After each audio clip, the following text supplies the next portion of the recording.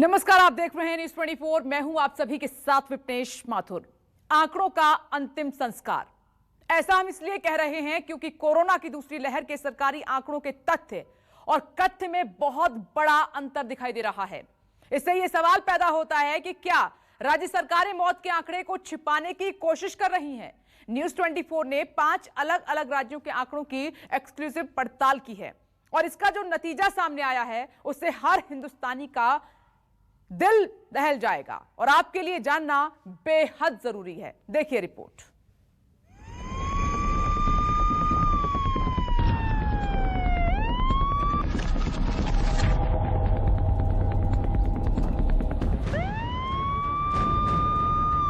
जब महामारी सरकारों के लिए मजाक की चीज बन जाए,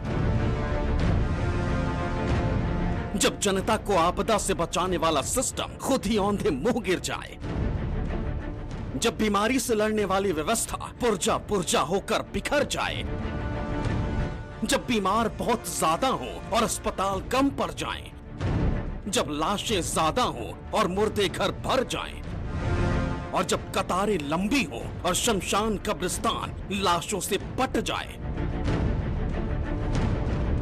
तब उस हालात में इस देश की सरकारों ने मानो सच का गला घोट दिया और आंकड़ों का कर दिया अंतिम संस्कार।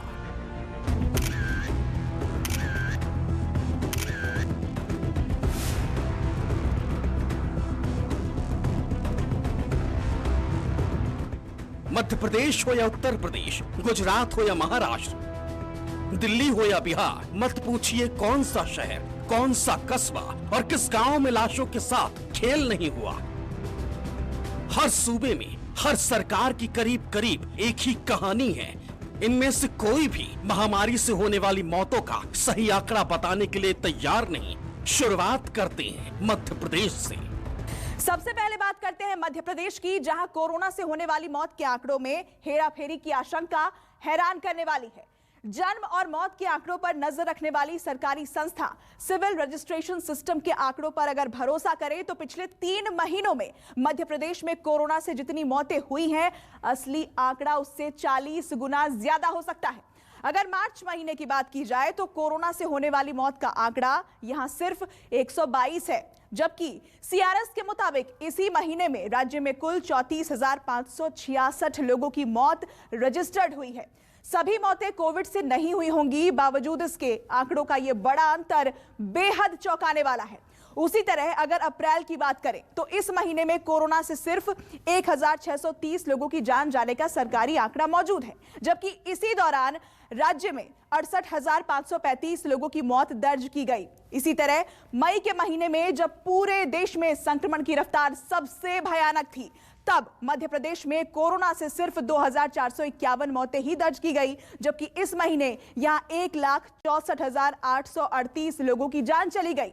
यह मौत का एक बहुत बड़ा आंकड़ा है जो मध्य प्रदेश के सरकारी आंकड़ों पर सवाल खड़ा कर रहा है। आंकड़े साफ साफ बयां कर रहे हैं कि कोरोना से होने वाली हजारों लाशों का आंकड़ा सरकारी फाइलों के नीचे दबा दिया गया, छुपा दिया गया, मगर सरकार है कि अब भी सच मानने को तैयार ही नहीं। इनका कहना कुछ ऐसा है मानो कोई खाता ना बही, जो ये बोले वही सही।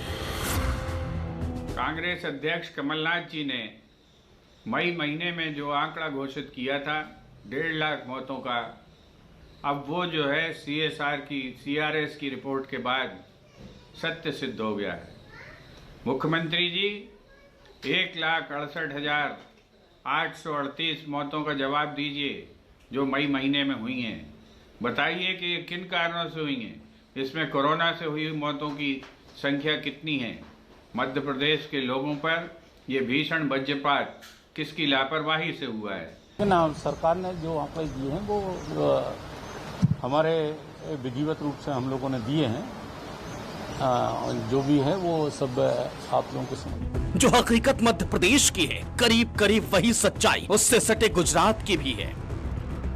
पिछले महीने ही यहाँ के अखबार श्रद्धांजलि और शोक संदेश से पट गए थे, मगर महामारी से होने वाली मौत के सरकारी आंकड़े 3 अक्षरों से आगे बढ़ ही नहीं रहे। अब ये आंकड़े देखने के बाद शायद सरकार की आंख पर पड़ा झूठ का वो पर्दा गिर जाए।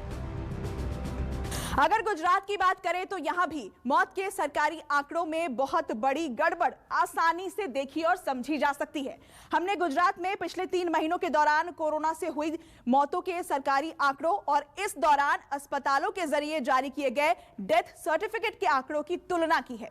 मार्च में राज्य में कोरोना से सिर्फ 109 मौतें होने का सरकारी दावा किया गया है, जबकि आप ये जानकर हैरान होंगे कि इस दौरान 26,026 डेथ सर्टिफिकेट जारी किए गए, यानी इतने लोगों की किसी न किसी वजह से मौत हुई। इसी तरह अप्रैल में कोरोना से मरने वाले लोगों की सरकारी संख्या 2,664 है, जबकि इसी दौरान राज्य में 57,796 लोगों की मौत हुई। आप देख सकते हैं दोनों आंकड़ों में कितना बड़ा फर्क है। उसी तरह मई के महीने में गुजरात में कोरोना से सिर्फ 2,650 मौत रजिस्टर्ड की गई है, जबकि हकीकत यह है कि इस दौरान यहां 40,051 लोगों की मौत हुई। हम फिर याद दिला दें कि इन सभी की मौत कोरोना की वजह से नहीं हुई होगी, फिर भी पिछले महीने की तुलना में मौत के आंकड़ों में कई गुना इजाफा इस बात की आशंका तो पैदा करता ही है कि कहीं बड़े पैमाने पर मौत के आंकड़ों को छिपाने की कोशिश तो नहीं की जा रही। गुजरात में मौत के आंकड़ों के साथ साथ कितनी बड़ी हेराफेरी की गई है, इसका अंदाजा इस बात से लगाइए कि सरकार ने एक दिन में पूरे सूबे में जितनी मौतों का दावा किया, उससे ज्यादा लाशें तो सिर्फ अहमदाबाद के सिविल अस्पताल में मिल गई। अहमदाबाद के सिविल अस्पताल में 10 से 21 अप्रैल के बीच कोविड से 1,450 मौतें रिकॉर्ड हुई, जबकि इसी दौरान पूरे राज्य में सिर्फ 1,043 मौतों का ही सरकारी आंकड़ा सामने आया।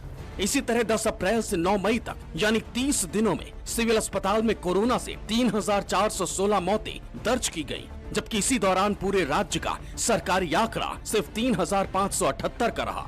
मौत के आंकड़ों पर सिविल अस्पताल के सुपरिटेंडेंट का अपना ही तर्क है। મને ખ્યાલ નથી એનો, પણ જે પણ હોય, પણ આ બેઝિકલી કોઈ પણ પેન્ડેમિક અથવા એપિડેમિક એક્ટ અંતર્ગત અમારા ત્યાંથી જે પણ ડેથ હોય એનું નોટિફિકેશન થતું હોય છે, ડિઝીઝનું નોટિફિકેશન થતું હોય છે અને એ નિયમાનુસાર થતું હોય છે અને એના જે ધારા ધોરણો છે એ ICMR તરફથી નક્કી કરવામાં આવ્યા છે।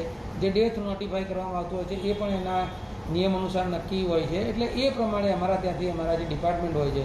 सुपरिटेंडेंट साहब भले कुछ भी कहें, मगर इस बात की आशंका से इनकार नहीं किया जा सकता कि गुजरात में कोरोना से होने वाली मौतों के सरकारी आंकड़े मौत के असली आंकड़ों से कई गुना कम करके दिखाए जा रहे हैं। विपक्ष तो इसके लाखों में होने का दावा कर रहा है। हॉस्पिटल में जगह नहीं थी, मॉर्ग रूम में जगह नहीं थी, शमशान में जगह नहीं थी, शमशान में वेटिंग लिस्ट चल रहा था, नए शमशान खोलने पड़े। यहाँ से लेकर गंगा नदी तक चारों ओर जहाँ है वहाँ आपको मौत का समंदर ही दिखाई पड़ता था। तो ये बात तो माननी पड़ेगी। वैसे 1943 में जब बंगाल में फेमिन आया और बंगाल में प्लेग आया था, तब भी बात उस समय की अंग्रेज सरकार ने नहीं मानी थी, लेकिन बाद में साबित हुआ कि 30 लाख मौतें हुई। इस दफ़ा भी मैं दावे के साथ कह सकता हूँ कि भारत में 50 लाख के करीब लोग कोरोना से मरे हुए हैं। सियासी बयानबाजियां अपनी जगह हैं और सच अपनी जगह, और सच ये है कि सियासत अक्सर अपना दामन बचाने के लिए सच को छिपाती है। अगर महामारी के इस दौर में भी मौत के आंकड़ों के साथ ऐसी ही सियासत हो रही है तो ये बेहद बेहद शर्मनाक है। भोपाल से विपिन श्रीवास्तव के साथ अहमदाबाद से ठाकुर भूपेंद्र सिंह, न्यूज़ 24। और आंकड़ों के साथ बाजीगरी मध्य प्रदेश और गुजरात तक ही सीमित नहीं है, बिहार, यूपी और महाराष्ट्र भी इसमें पीछे नहीं है, शामिल हैं। कहीं कोर्ट की फटकार के बाद सुधार किया गया तो कहीं डेथ सर्टिफिकेट के आंकड़ों से झोल का पर्दाफाश हुआ है। कहीं टेक्निकली लोची की वजह से यह सब झेलना पड़ा, और जब जवाब पूछा गया तो क्या आया सामने कि यहां पर टेक्निकली फॉल्ट हुआ है। मतलब यह कि एक तो कोरोना ने हाल खराब किया, बेमौत लोगों की जाने गई, और उसके बाद हद तो देखिए कि इन मौतों पर भी काली स्याही पोती गई।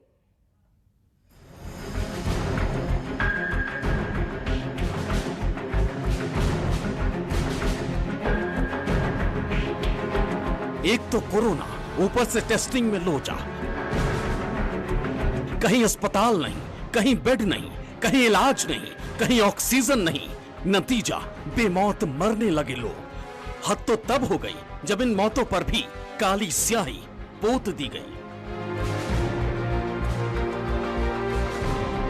अब बिहार की ही बात कर लीजिए, जहां कोरोना से मरने वालों के आंकड़े में अचानक ही उछाल आ गया, वो भी 1-2 नहीं बल्कि 4000 के करीब। हालांकि ऐसा नहीं है कि इतनी मौतें सिर्फ एक दिन में हो गई, ऐसा बिल्कुल भी नहीं है।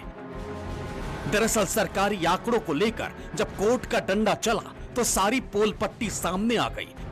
अब जरा स्वास्थ्य विभाग के 2 दिन के आंकड़ों पर नजर डालिए तो खुद ही सारा झोल समझ में आ जाएगा। 8 जून तक बिहार में कोरोना से मरने वालों की संख्या 5458 थी, जो 9 जून को अचानक ही बढ़कर 9429 हो गई। कोर्ट की फटकार के बाद सामने आई सच्चाई पर सियासत भी गर्मा गई। विपक्ष तो संशोधित आंकड़ों को भी मानने से इनकार कर रहा है, वहीं सरकार की तरफ से सफाई दी जा रही है। शमशान, गंगा किनारे के घाट, कब्रिस्तान के पास कुछ अलग दस्तावेज, बाढ़ सी आ गई थी। और मैं तो कह रहा हूं अभी भी ये आधा अधूरा है। संख्या बहुत बड़ी है, क्योंकि मैं कई गांव जानता हूं जिसमें 20 दिनों के अंदर 40-50 लोगों की मौत हो रही है। मृत्यु हुई थी किसी की, आज मृत्यु हो गई, RT-PCR का जांच हुआ, उस समय उसको डेथ सर्टिफिकेट कुछ और मिल गया। जब 3 दिन बाद RT-PCR रिपोर्ट उसकी पॉजिटिव आती है तो उसका डेथ सर्टिफिकेट निश्चित तौर पे जब उस तरह से होना चाहिए था।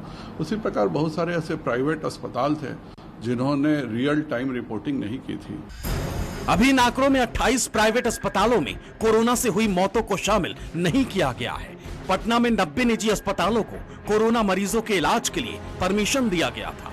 ये 28 अस्पताल इन्हीं 90 अस्पतालों में से हैं। ऐसे में मौजूदा आंकड़ों में एक बार फिर उछाल आ सकता है। दरअसल 18 मई को ही राज्य सरकार ने कोरोना से होने वाली मौतों के आंकड़ों को लेकर जांच कराने का निर्णय लिया था, जिसके बाद जांच में ये लापरवाही सामने आई है। जहां भी भारत सरकार के गाइडलाइन के अनुसार जो कोरोना पॉजिटिव होकर डेथ केसेस हैं, उसके अनुसार जो आंकड़ा जिले का है, उस आंकड़े को वो लोग पता करें, एक-एक पता करें, सूक्ष्मता से पता करें। यह काम 15-20 दिनों में किया गया और जब सारे आंकड़े आए तो उसको फिर एक जगह इकट्ठा किया गया, फिर बातचीत की गई और तब जब सारे आंकड़े राज्य के एक साथ आ गए तब वो सबके सामने लाया गया। सर, मेरा बेसिकली सवाल ये है कि पिछले कुछ दिनों से महाराष्ट्र में मौत के आंकड़े ये बढ़े हुए नजर आ रहे हैं। अब आरोप ये लग रहा है कि कुछ आंकड़े छुपाए गए थे। नहीं, ये बिल्कुल गलत है, क्योंकि कोविड-19 जो पैंडेमिक है उसमें जो डेटा हम अभी इकट्ठा कर रहे हैं या जो डेली रिपोर्टिंग है, तो ये काफी बड़ा डेटा है। कारण हमने देखा होगा कि पिछले 15 दिन में लगभग हमने 8000 डेथ जो है वो ऐड किए हैं हमारे टोटल में। ये सारे जितने भी पुराने डेथ है या केसेस भी है तो वो ऐड हो रहे हैं। तो बेसिकली ये टेक्निकल इश्यू है कि पोर्टल पे अपडेट नहीं हुए थे, अभी अपडेट हो रहे हैं। That is the only thing. Uddhav सरकार कितना अच्छा काम कर रही है, यह दिखावटी चित्र बताने के लिए मौत के आंकड़े महाराष्ट्र की सरकार छुपाने का दुस्साहस कर रही थी।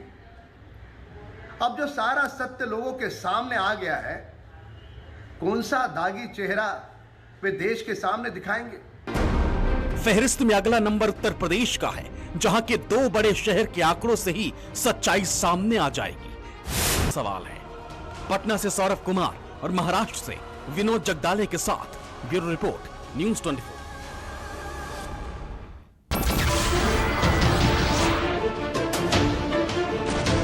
नमस्कार, मैं हूं मानक गुप्ता। अगर आपको हमारा ये वीडियो पसंद आया हो तो इसे लाइक और शेयर जरूर करें, और हां, हमें सब्सक्राइब और फॉलो करना ना भूलें ताकि आप देश और दुनिया की कोई खबर मिस ना करें। तो जुड़े रहिए हमारे साथ और देखते रहिए न्यूज़ 24।